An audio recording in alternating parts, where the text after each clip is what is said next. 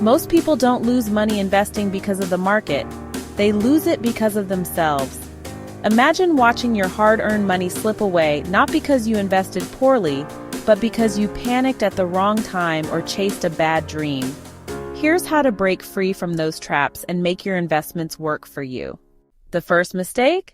Chasing trends. You see a stock everyone's raving about. It's chart climbing like a rocket and you dive in. But by the time you do, the rocket has peaked, and the only direction left is down.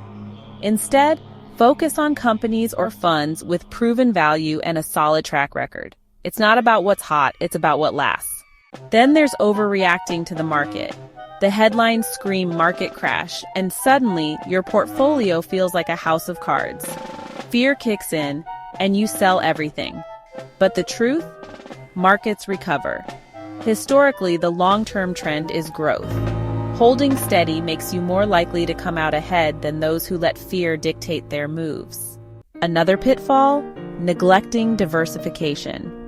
Imagine putting all your savings into one stock, thinking it's a sure bet. But when that company falters, so does your financial future. Diversification is your safety net. Spreading investments across sectors, industries, and countries ensures that one bad day doesn't sink your entire ship. Finally, the most dangerous mistake is ignoring your plan. Without a clear goal, whether it's saving for retirement, a house, or a dream vacation, you're investing blind.